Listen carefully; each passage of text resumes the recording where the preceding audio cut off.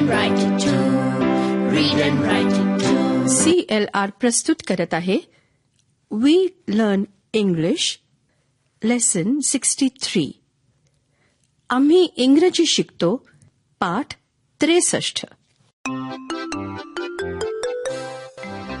मित्रमैत्रिणींनो, गेल्या पाठात तुम्ही ऐकलत की चिंगीचं पोट दुखत असल्यामुळे तिच्या आईने तिला डॉक्टरांच्याकडे नेलं होतं. डॉक्टरांची वाट बघत असताना तिथे एक बाई तिच्या लहान बाळाला घेऊन आली. बाळाच्या अंगात खूप ताप होता. खूप ताप असेल तर डॉक्टरांना दाखवेपर्यंत काय करायचं याची तुम्ही गेल्या वेळेला चर्चा केली का? आता चिंगीची आई काय करते ते ऐकूया. बघा, ताप उतरायला लागलाय बाळाचा. वय वय. अहो बाई, बाळाच्या अंगात ताप असला की आधी बाळाचं अंग गार करण्याचा प्रयत्न करायचा. म्हणजे मी आता केलं तसं करायचं. बाळाच्या अंगातले गरम कपडे काढून टाकायचे, ओल्या टॉवेलनी त्याचं अंग पुसायचं. असं वय. हे आम्हाला माहीतच नव्हतं. बघा, ताप कमी झालाय ना, पण डॉक्टरांना भेटल्याशिवाय जाऊ नका हं. वय वय. मी थांबते, पण तुम्ही वा मोर, तुमचा नंबर आला की. चिंगी, काय होतंय? I have a stomach ache. Stomach ache? Let me see. Show me your tongue. जीभ बाहेर काढ. आ कर. Lie down on this table. मला तपासू दे बरं. इथं दुखतंय? नाही. Here. Do you have a pain here? Ow! Yes, there. I have a pain there. Okay. Get up. Let me see your weight. मित्रमैत्रिणींनो, तुम्ही वेट म्हणजे थांबणे हे शिकलात. आत्ता डॉक्टर म्हणाले let me see your weight. इथे वेटचा अर्थ आहे वजन. दोन्ही शब्दांचा उच्चार सारखाच, पण स्पेलिंग आणि अर्थ वेगळे आहेत. वेट म्हणजे वजन आणि हाईट म्हणजे उंची. आता पुढे ऐका. चिंगीचं वजन आणि उंची किती आहे ते डॉक्टर बघतायत. My weight is 35 kilos. Good. And stand here. Let me see your height. Yes, 139 centimeters. Your height and weight are quite normal. पण पोट दुखतंय. खाण्यात काहीतरी आलं असेल. What did you eat today? I ate some pohe for breakfast and poi bhaji for lunch. And what did you eat after breakfast and before lunch? Ice cream. And where did you eat that ice cream? In a shop near my school. It's a dirty shop. There were flies everywhere. There were flies sitting on the ice cream. मग नक्कीच पोट बिघडणार. I think you have a stomach ache because you ate ice cream in that dirty shop. हिचे खाण्याचे अनेक नखरे असतात. हे नको, ते नको, हे आवडत नाही, ते आवडत नाही. Which vegetables do you eat, Chingy? I like potatoes. That's good. You must eat potatoes. But you must also eat green leafy vegetables. Leafy vegetables? म्हणजे पालेभाज्या का? पालक, मेथी, शेपू. Yes, you must eat green leafy vegetables. And also plenty of dar and usar. Okay, I will eat. पण आता मला injection देणार? No need for an injection. इंजेक्शनची काहीही गरज नाही. Just take this medicine for 3 days. Take this blue pill in the morning before breakfast, and this white pill at night. After dinner? Yes, after dinner. बरं, चला आता.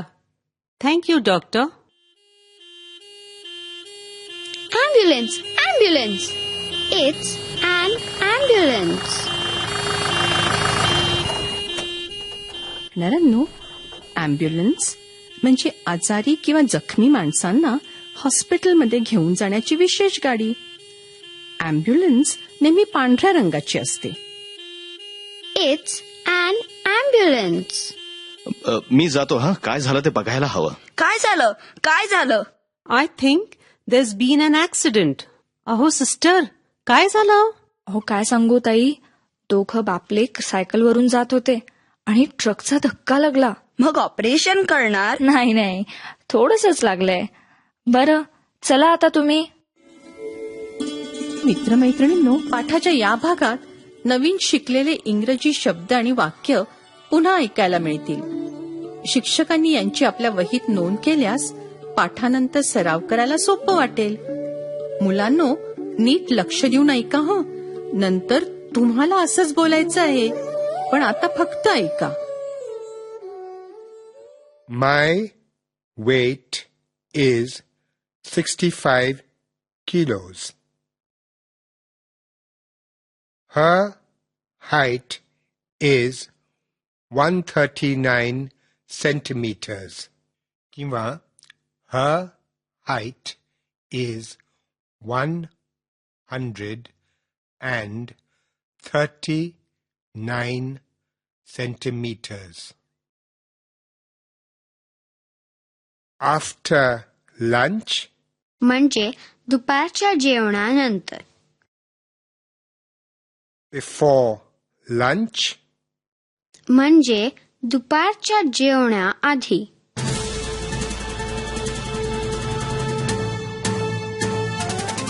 मित्रमैत्रिणींनो, पाठाच्या या भागात मी सांगीन त्याप्रमाणे तुम्ही बोलायचंय हो. तुमचे टीचर तुम्हाला मदत करतीलच. तुम्ही जरी शाळेत नसाल तरीही माझ्या सूचनांप्रमाणे बोला बरं का.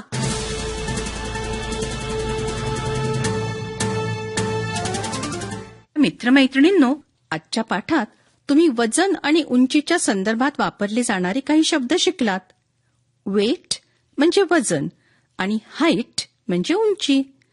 आधी आपण स्वतःचं वजन इंग्रजीत कसं सांगायचं याचा सराव करूया.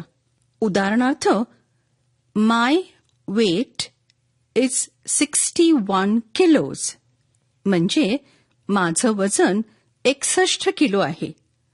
अशीच वाक्य आता तुम्ही सांगायची आहेत. घंटा वाजली की टीचर एका मुलाला किंवा मुलीला उभं करतील. एक जण तयार? समज तुझं वजन 37 किलो आहे, तर हे तू इंग्रजीत कसं सांगशील?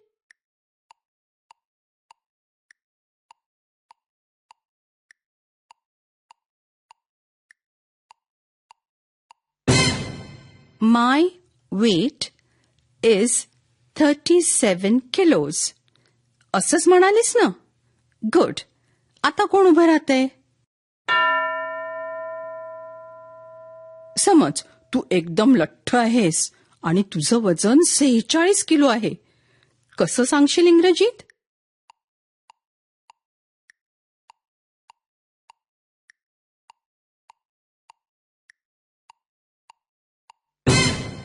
माय वेट इज 46 किलोज असं सांगितलंस ना?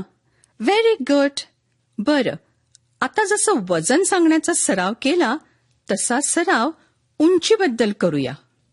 माय हाईट इज 160 सेंटीमीटर्स किंवा माय हाईट इज 160 सेंटीमीटर्स म्हणजे माझी उंची 160 सेंटीमीटर आहे. तुम्ही अशाच प्रकारची वाक्य सांगायची आहेत. घंटा वाजली की टीचर एका मुलीला किंवा मुलाला उभं करतील.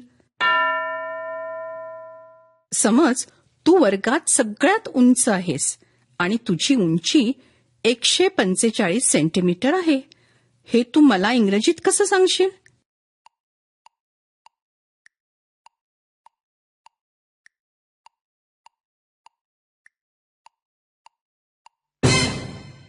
माय हाईट इज 145 सेंटीमीटर्स किंवा माय हाईट इज 145 सेंटीमीटर्स. असंच उत्तर दिलंस ना? Good.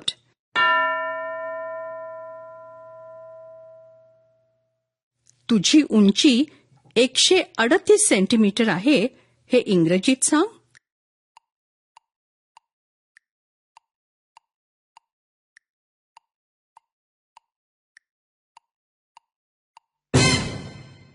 My height is 138 centimeters किंवा My height is 138 centimeters. असंच म्हणालास ना?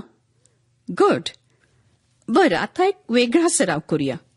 बिफोर म्हणजे आधी आणि आफ्टर म्हणजे नंतर. बिफोर लंच म्हणजे दुपारच्या जेवणाआधी आणि आफ्टर लंच म्हणजे दुपारच्या जेवणानंतर.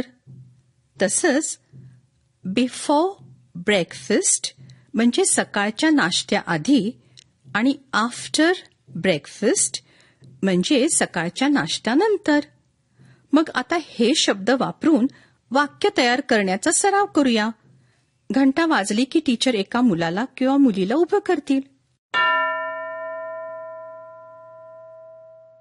एक जण तयार? तुला काय करायचंय ते नीट ऐक हं.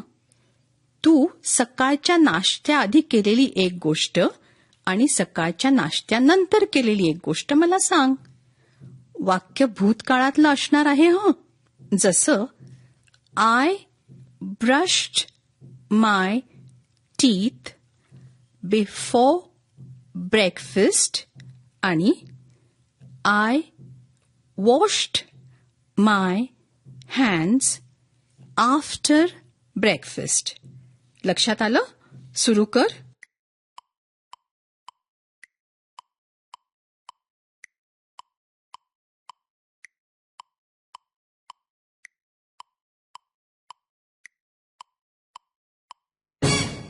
Very good.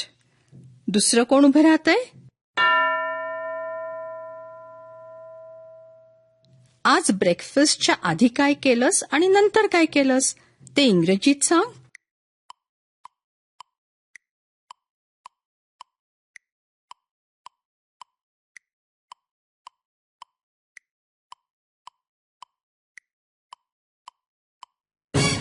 बरोबर उत्तर दिलंस ना?